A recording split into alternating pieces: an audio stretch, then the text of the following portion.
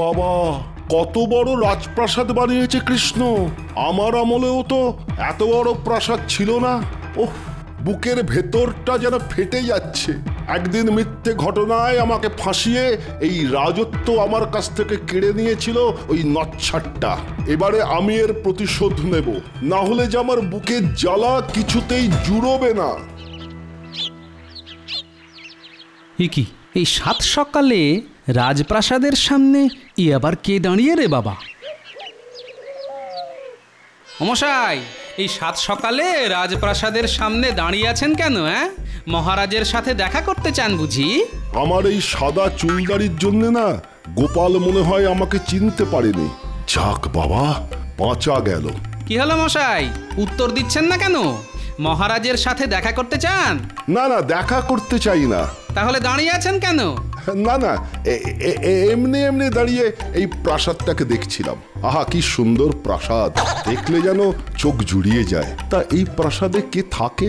আমাদের মহারাজ, মহারাজ কৃষ্ণচন্দ্র। কেন, তার নাম শোনেননি? হ্যাঁ, মনে হচ্ছে কোথাও যেন শুনেছি বটে নামটা। বুঝলেন কিনা, কৃষ্ণনগরে আমার তো এই প্রথম আসা। তাহলে চারপাশটা ভালো করে ঘুরে ফিরে দেখুন। এটা যেন আরো মোটা হয়েছে। দাঁড়া, দেখাচ্ছি তোর আর তোর মহারাজের মজা।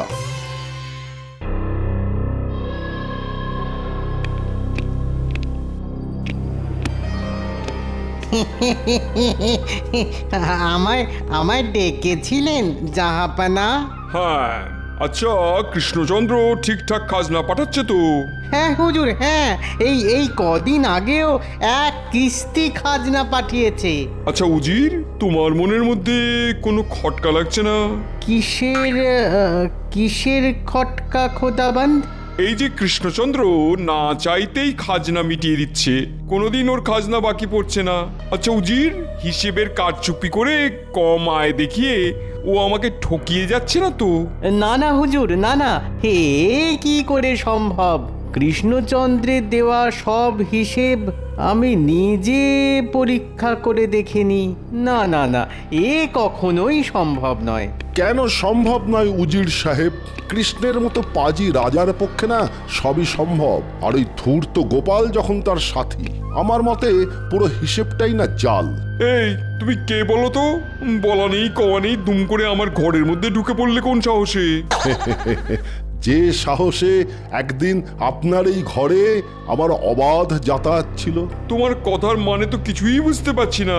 এই হিয়ালি ছেড়ে খোলচা করে বলো তো তুমি কে? আমায় চিনতে পারলেন না নবাব বাহাদুর? অবশ্য অনেকদিন তো হয়ে গেছে। তারপরে আমার মুখ ভর্তি সাদা চুল আর দাড়ি, না চেনাটাই স্বাভাবিক।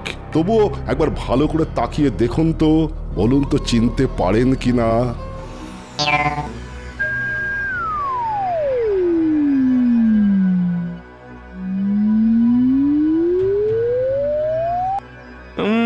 খুব চেনা চেনা লাগছে, কিন্তু আচ্ছা তুমি কি না তুমি কি বলুন। বংশীচন্দ্র? ঠিক ধরেছেন, আমি সেই হতভাগ্য বংশীচন্দ্র। শুধু আতরের গন্ধ মেশানো গুলাবি রসগোল্লা খাবার অপরাধে আপনি যাকে একদিন সিংহাসন থেকে উৎখাত করেছিলেন, আর সেই জায়গায় বসিয়েছিলেন আমার ভাইপো ওই পাজি কৃষ্ণচন্দ্রকে। বুঝলাম, কিন্তু কৃষ্ণচন্দ্রের দেওয়া হিসেব জাল বলছো কেন? কারণ আমার মনে হয় ওই হিসাবে না আয় কম আর ব্যয় বেশি দেখিয়ে আপনাকে দিনের পর দিন ঠকানো হচ্ছে। আচ্ছা, যা বলছো তা তুমি প্রমাণ করতে পারবে তো? একবার সুযোগ দিয়ে দেখুন না, প্রমাণ করতে পারি কিনা। ঠিক আছে, তাহলে একজন পোক্ত হিসাব পরীক্ষক আর তুমি কৃষ্ণনগরে যাবে, বুঝলে? 3 বছরের সব হিসাব পরীক্ষা করতে। হিসাবে কোন রকম কারচুপি ধরা পড়লে আমি কৃষ্ণচন্দ্রের গর্দান নিয়ে নেব, আর বাকি সকলের হবে কারাবাস। আর আমার কি হবে জাহাপনা? তোমাকে আবার তোমার রাজ্য ফিরিয়ে দেবো। কৃষ্ণ, একদিন গোপালের পরামর্শে এই নবাবের কানে বিষ ঢেলে তুই আমাকে সর্বশান্ত করেছিলি। এবারে দেখ আমি তোর কি হাঁড়ির হাল করি। উজির, এক্ষুনি কৃষ্ণচন্দ্রকে পত্র লেখো।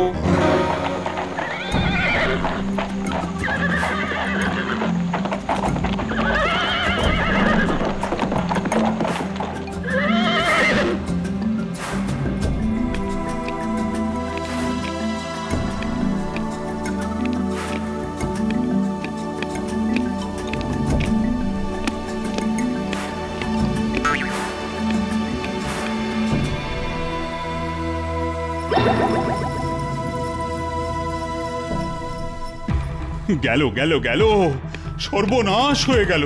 এবার এবার আমার রাজ্য যাবে, গর্দান যাবে, আর তোমাদের সকলের হবে কারাবাস। কেন মহারাজ, কে আমাদের এমন শাস্তি দেবে? কে আবার দেবে? দেবে আমার দণ্ডমুণ্ডের কর্তা, মুর্শিদাবাদের নবাব। এই যে তার চিঠি। আমাদের অপরাধ? আমরা নাকি দিনের পর দিন, বছরের পর বছর নবাবের কাছে সাজানো হিসেব পাঠিয়ে তাকে ঠকিয়েছি। তা দিনের পর দিন যথাসময়ে খাজনার টাকা নেবার সময় এসব কথা তো তাঁর মনে আসেনি।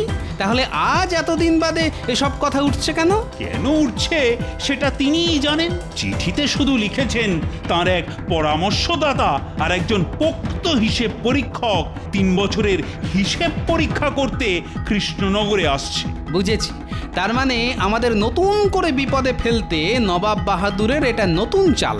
কোনো চিন্তা করবেন না মহারাজ, ওরা ঘাড় উঁচু করে আসবে আর মাথা নিচু করে চলে যাবে। আচ্ছা মন্ত্রীমশাই, আমাদের হিসেবপত্র ঠিক আছে তো? না মানে না মানে সব আবার কি?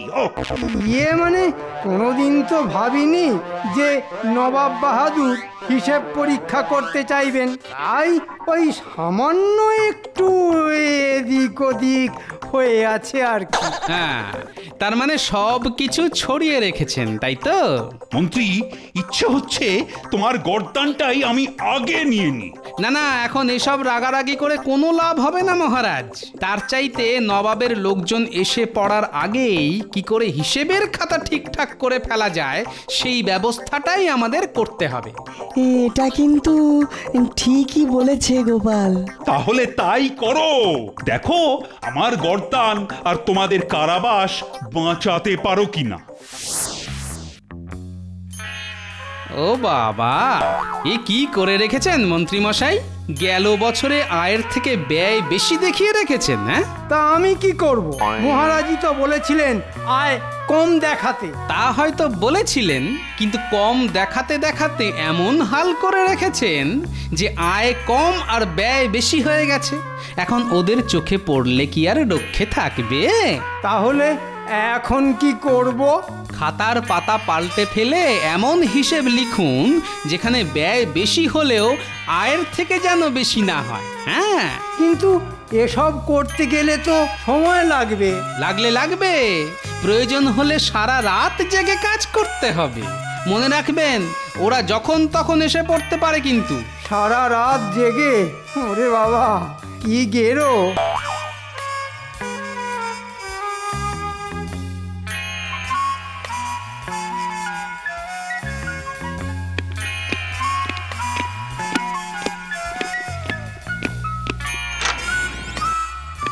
কি গো গোপাল, সব ঠিকঠাক হয়ে গেছে তো? আপ্রাণ চেষ্টা চলছে মহারাজ। চেষ্টা নয়, যা করার তা আজকের মধ্যেই করতে হবে। এই মাত্র মুর্শিদাবাদ থেকে ঘোড়সওয়ার এসে জানিয়ে গেল ওরা আগামীকালই আসছে। আগামীকালই? সর্বনাশ! শোনো, ওরা এলেই ওদের সম্বর্ধনাটা মানে তোয়াজটা যেন বেশ ভালো হয়। আপনি কোনো চিন্তা করবেন না মহারাজ, সংস্কৃততেই এমন সাধু সম্ভাষণ জানাবো যে গলে একেবারে জল হয়ে যাবে।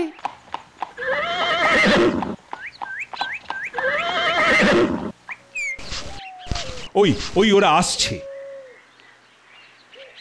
আরে, এই লোকটাকেই তো কদিন আগে রাজপ্রাসাদের দরজায় দাঁড়িয়ে থাকতে দেখেছিলাম না? হে স্বজন, আপনাদের জানাই সুস্বাগতম। এই পণ্ডিত, এইসব সুস্বাগতমের ভ্যানতারা থামাও। কৃষ্ণচন্দ্র, আমাদের এক্ষুনি তোমার কোষাগারে নিয়ে চলো। সেদিন ঠিক বুঝতে পারিনি, আজ কিন্তু লোকটাকে খুব চেনা চেনা মনে হচ্ছে। কোথায় যেন দেখেছি, কোথায় যেন দেখেছি। কি হলো কৃষ্ণচন্দ্র, দাঁড়িয়ে রইলে কেন? কোষাগারে নিয়ে চলো। না মানে বলছিলাম কি, মানে এতটা পথ এসেছেন, তাই যদি একটু ওই জলযোগ মানে। ওসব শুকনো আদিক্ষেতার কোনো প্রয়োজন নেই। আমরা কাজের মানুষ, কাজ করতে এসেছি, কাজ করেই ফিরে যাব। চলুন তাহলে। কি এসব কি করে হলো? হিসাবের খাতা এভাবে কুচি কুচি করে কাটা কেন? এই খাতা দেখে আমি গোষ্ঠীর পিণ্ডি কি হিসাব বুঝবো বলো দেখি? কে করলো সব? কৃষ্ণচন্দ্র? বলুন জাহাপানা। কে কাটলো হিসাবের খাতা?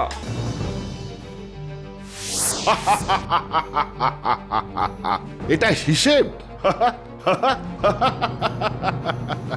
এবার তোকে না আর কেউ রক্ষে করতে পারবে না রে কৃষ্ণ। নবাবের হাতে ঠিক তোর গর্দান যাবে। কি হিসাব পরীক্ষক, তুমি কি বলো? আগে পুরো জাল হিসেব, বছরের পর বছর এই মিথ্যে হিসেব দাখিল করে ওই নবাব বাহাদুরকে আমাদের এই মহারাজ কৃষ্ণচন্দ্র ঠকিয়ে গেছেন।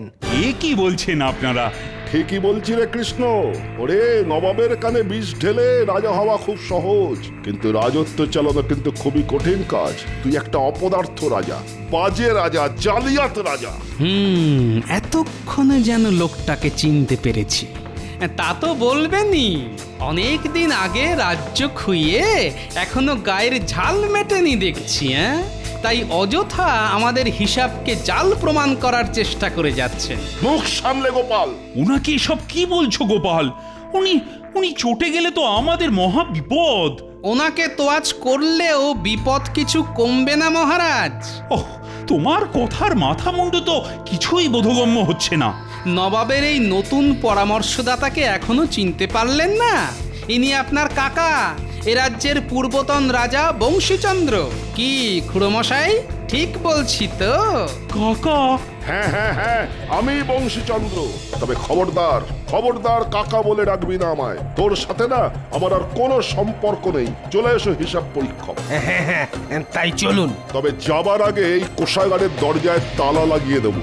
চাবি থাকবে আমার কাছে, আর তালার ওপর গরম গালা দিয়ে নবাব বাহাদুরের মোহর লাগিয়ে দিয়ে চলে যাব। কেউ আর কোষাগারের দরজা খুলে হিসেবের খাতায় কোনো রকম কারিকুরি করতে পারবি না। এরপরে যা করবেন নবাব নিচে এসে করবেন। কাকা, দয়া করো, দয়া করে আমাকে এই মিথ্যে অপবাদের হাত থেকে বাঁচাও। ভালো করে দেখলেই বুঝতে পারবে হিসেবে কোনো জাল জোচ্চুরি করা নেই। কেন বাঁচাবো? কেন মনে নেই একদিন আমার সঙ্গে কিরকম জোচ্চুরি করে তুই এই সিংহাসন দখল করেছিলি? ভুল বললেন খুড়োমশাই, ওটাকে দখল করা বলে না, ওটাকে বলে উদ্ধার করা। কারণ একদিন এই রাজ্যের রাজা ছিলেন আমাদের মহারাজের বাবা। উনি যখন মারা যান তখন আমাদের মহারাজ ছোট ছিলেন বলে আপনি হয়েছিলেন কেবলমাত্র তত্ত্বাবধায়ক রাজা। গোপাল! আর মহারাজ বড় হবার পরেও আপনি যখন সিংহাসন ছাড়ছিলেন না, তখন উনি সেটা বুদ্ধির জোরে উদ্ধার করেছিলেন মাত্র। ও, এত বড় কথা। ঠিক আছে, তাহলে দেখিস দেখিস তাহলে তোদের পরিণতি। হিসাব পরীক্ষক, এক্ষুনি এদের কোষাগার থেকে বের করে দরজায় তালা দিয়ে মোহর লাগিয়ে দাও।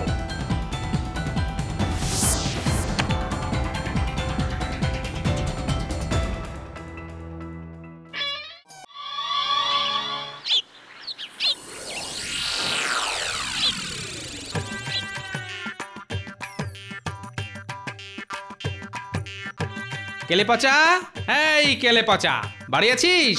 কি ব্যাপার গো গোপাল দাদা, হঠাৎ আমার বাড়িতে পায়ের ধুলো দেওয়ার কারণ? কারণ অতি গুরুচরণ, তাই না বলে কয়ে তোর বাড়ির চরণ রাখতে এলাম। শোন, কথা আছে, খুব গোপনে একটা কাজ করতে হবে তোকে। কি কাজ গো গোপাল দাদা? সেটা কানে কানে বলবো।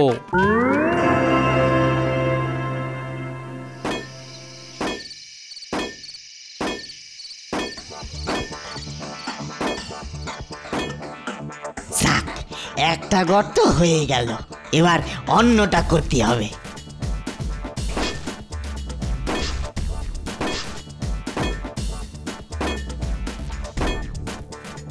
কিরে, হলো? হ্যাঁ, হয়ে গেছে। এবার গর্ত দিয়ে এই ইঁদুরগুলোকে কোষাগারের ভেতর ঢুকিয়ে দিয়ে গর্তের মুখগুলো ভালো করে বন্ধ করে দিবি। রবিবার রাতে এসে গর্তগুলোর মুখ আবার খুলে একটা গর্ত দিয়ে আচ্ছা সে ওই যে যা বলেছি সেটার ধোঁয়া ঢুকিয়ে দিলেই অন্য গর্তটা দিয়ে কাজ হাসিল হয়ে গেলে গর্তের মুখগুলো আবার ভালো করে বন্ধ করে দিতে হবে। কেউ যেন বুঝতে না পারে দেওয়ালে ফুটো করা হয়েছিল। আমার হাতের সূক্ষ্ম কাজ তো তুমি জানো, এমন শিল্পকর্ম করে দেব না যে বোঝে কার সাধ্যি।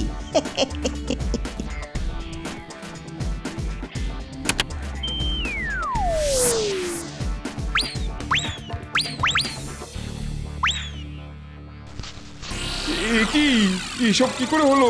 হিসাবের খাতা এভাবে কুচি কুচি করে কাটা কেন? এই খাতা দেখে আমি গোষ্ঠীর পিণ্ডি কি হিসাব বুঝবো বলো দেখি? কে করলো সব? কৃষ্ণচন্দ্র? বলুন জাহাপানা। কে কাটলো হিসাবের খাতা? আজ বাদে কাল নবাব আসবেন, এদিকে গোপালের পাত্তাই নেই। জানি না কি যে হবে। চিন্তায় আমার মাথার ভেতর কেমন সব জট পাকিয়ে যাচ্ছে। শোনো, আমি বলি কি, গোপাল যখন দায়িত্ব নিয়েছে তখন ব্যাপারটা ওর ওপরই ছেড়ে দাও। আমার স্থির বিশ্বাস ও কিছু একটা করবেই।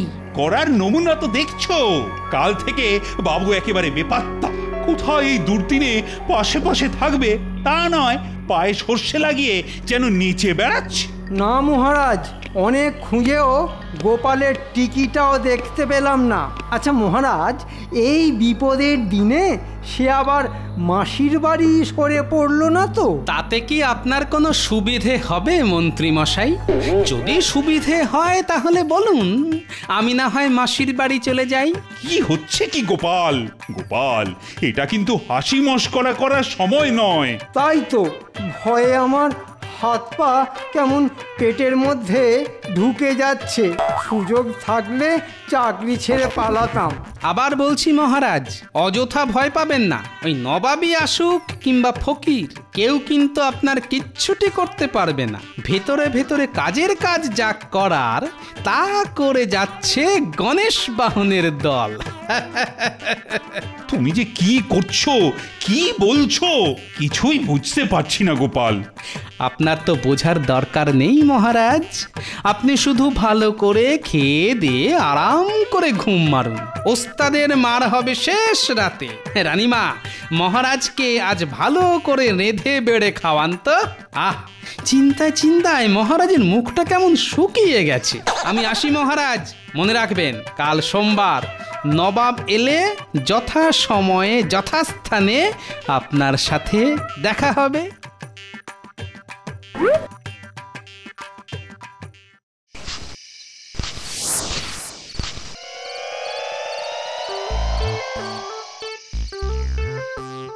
কিরে, কাজ এগোচ্ছে? এগোচ্ছে মানে পুরো দৌড়চ্ছে। এই দেখো না, দেখো।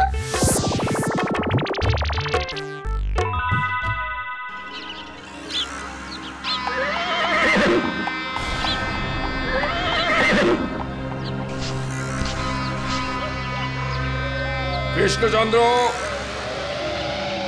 আসুন আসুন নবাব বাহাদুর, ভিতরে আসুন আসুন। তোমার আতিথেয়তা গ্রহণ করতে আমি আসিনি। আমি এসেছি তোমার হিসাবের খাতা পরীক্ষা করতে। সর্বপ্রথম আমাকে কোষাগারে নিয়ে চলো।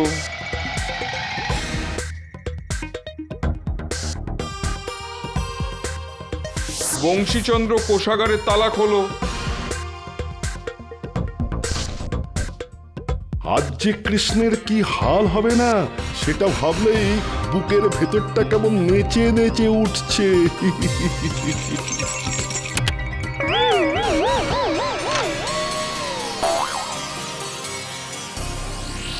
কি এসব কি করে হলো? হিসাবের খাতা এভাবে কুচি কুচি করে কাটা কেন? এই খাতা দেখে আমি গোষ্ঠীর পিণ্ডি কি হিসাব বুঝবো বলো দেখি? কে করলো সব? কৃষ্ণচন্দ্র? বলুন জাহাপানা। কে কাটলো হিসাবের খাতা? জবাব দাও। অপরাধ না নিলে বলি, মহারাজ কি করে এর জবাব দেবেন জাহাপনা? কেন দেবে না? কোষাগার যখন ওর, তখন তো উত্তর ওকেই দিতে হবে। মানছি এই কোষাগার মহারাজের, কিন্তু এই কোষাগারে চাবি মেরে দিয়ে গিয়েছিল কে? মানে?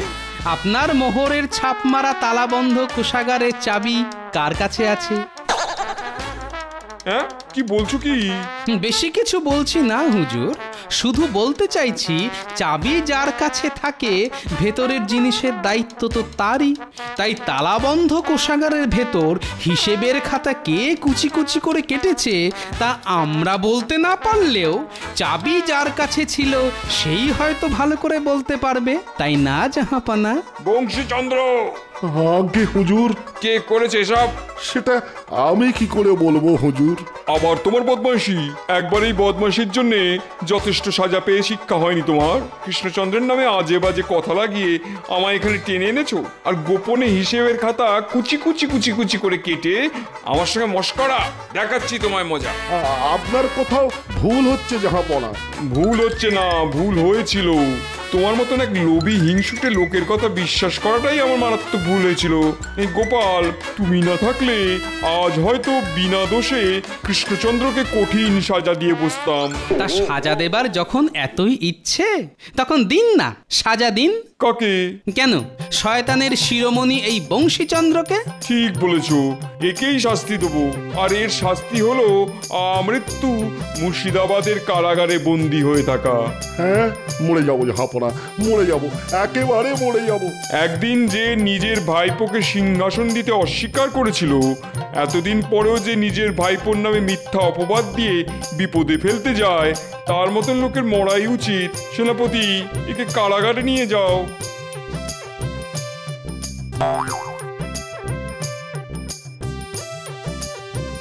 তাহলে জাহাপনা, আমাদের মহারাজ জোচ্চোর নয় তো? না না না না, খুব সাচ্চা আদমি। শুধু মধ্যিখান থেকে ওই নচ্ছার বংশী এসে আমার কানের ভেতরে এমন বাঁশি বাজালো যে মাথাটা কেমন গুলিয়ে গিয়েছিল। তা সাচ্চা আদমির কোনো ইনাম হবে না হুজুর? হবে হবে হবে, জরুর হবে। আর সেটা হচ্ছে আগামী 2 বছরের জন্য খাজনা মুকুব। তাহলে আপনিও খুব আচ্ছা আদমি। আচ্ছা আদমি, লাজবাব। এবার তাহলে প্রাসাদে চলুন জাহাপানা, একটু বিশ্রাম নেবেন। হ্যাঁ চলো।